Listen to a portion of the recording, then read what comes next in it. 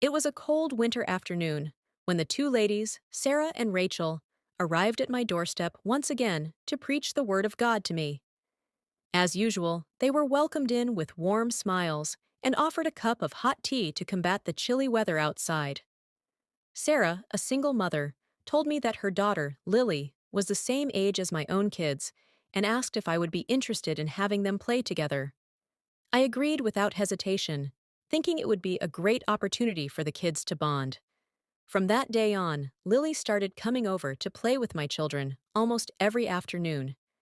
The kids would run around the house, laughing and playing games, while Sarah and I would sit downstairs, chatting and sipping on tea.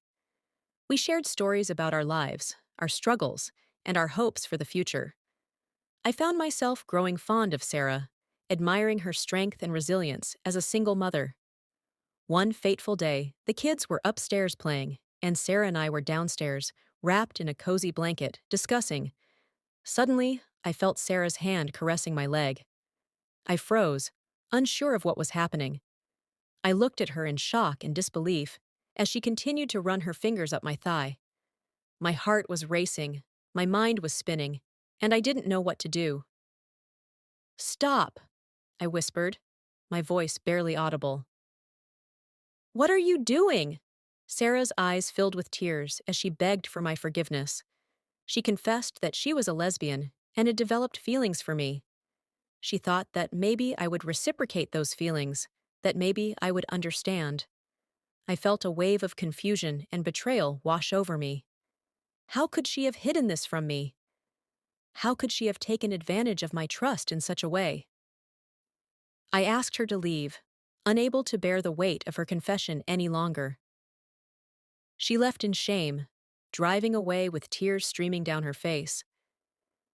I sat on the couch, feeling lost and alone. I couldn't believe that this had happened, that the person I had come to trust had betrayed me in such a way.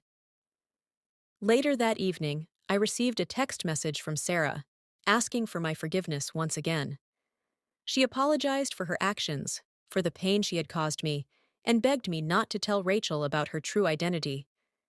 She feared that Rachel would shun her, that she would lose the friendship that had meant so much to her. As I read her message, I felt a mix of emotions swirling inside me: anger, confusion, sadness. How could I forgive her for what she had done? How could I trust her again after this betrayal? I didn't know the answers to these questions, but I knew that I needed time to process everything that had happened. In the days that followed, I found myself unable to shake off the memory of that winter afternoon. The image of Sarah's tear-stained face haunted me, her words ringing in my ears. I struggled to come to terms with what had happened, with the fact that someone I had come to care for deeply had hurt me in such a profound way. Despite my conflicting emotions, I realized that I couldn't hold on to the pain and anger forever. I reached out to Sarah, telling her that I forgave her for what she had done. I knew that forgiveness was a process, a journey towards healing and understanding. And though I may never fully comprehend the reasons behind Sarah's actions, I knew that I had to let go of the hurt in order to move forward.